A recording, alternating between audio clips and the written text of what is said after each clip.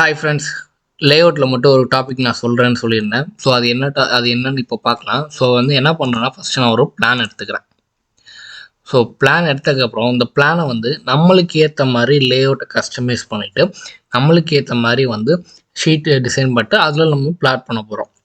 So அது எப்படி பண்ணலாம் பார்க்கலாம். நான் என்ன பண்ணுறேன் ஆடு கொடுக்குறேன். ஆடு கொடுத்தோன்னா லேஅவுட் 3 வந்துடுதா.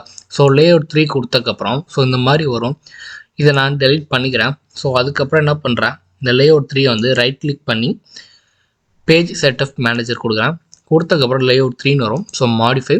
ஸோ இதில் நீங்கள் என்னவா கன்வெர்ட் பண்ண போகிறீங்க. எனக்கு இது என்னவா வேணும், பிடிஎஃபாக வேணும். ஸோ நான் என்ன பண்ண போகிறேன், ட்ராயிங் ஃபைல் டு பிடிஎஃப்னு கொடுக்குறேன்.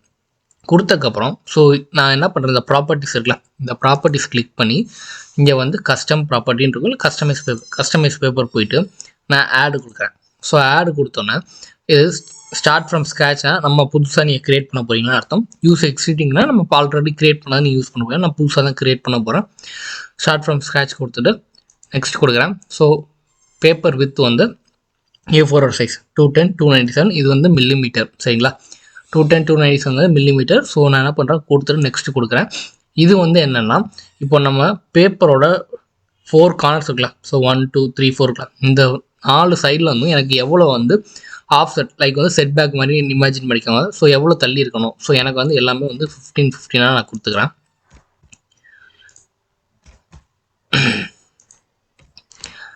15 கொடுத்துட்டு நான் நெக்ஸ்ட் கொடுக்குறேன். ஸோ இப்போ நம்மளுக்கு நேம் கேட்கும். ஸோ இது என்னென்னா YTA4ன்னு வச்சுப்போமா. ஸோ YTA4ன்னு வச்சுட்டு ஸோ நெக்ஸ்ட்டு கொடுக்குறேன் அண்ட் தென் ஃபினிஷ். ஸோ இப்போ அப்படியே ஓகே கொடுத்துட்டு நீங்கள் என்ன பண்ணுங்கள், க்ளோஸ் பண்ணிடுங்க அதை. ஸோ அதுக்கப்புறம் என்ன பண்ணுங்கள், இதில் நம்மளுக்கு நம்ம பேப்பர் சைஸ் செட் பண்ண தெரியுமா, ISO A4ன்னு வரும்ல. அதில் நம்ம என்ன பண்ண போகிறோம் அப்படின்னா, நம்ம க்ரியேட் பண்ண பேப்பர் இருக்கும். ஸோ அதை கிளிக் பண்ணிவிட்டு நான் ஓகே கொடுக்குறேன் அண்ட் தென் க்ளோஸ். ஸோ நான் செட் பண்ண மார்ஜினுக்கு எனக்கு என்னோடய பேப்பர் செட் ஆகிடுச்சா. அதாவது இங்கிட்டிருந்து 15, இங்கேருந்து 15, இங்கேருந்து 15, இங்கேருந்து, அதாவது A4 சைஸ் பேப்பரில் எனக்கு 15 4 சைட்லேருந்து விட்டுட்டு அதுக்கப்புறம் என்னோடய இதை பிளாட் பண்ணும். ஸோ இப்போ நான் பிளாட் பண்ணோம் அப்படின்னா MV கொடுங்க. MV கொடுத்து என்ட்ரு கொடுங்க. கொடுத்தக்கப்புறம் இந்த கார்னர்லேருந்து இந்த கார்னர் வர ஸோ ட்ராக் பண்ணிட்டேன். ஸோ எனக்கு வந்துடுச்சு. ஸோ இதை நீ அட்ஜஸ்ட் பண்ணாலும் பண்ணிக்கலாம்.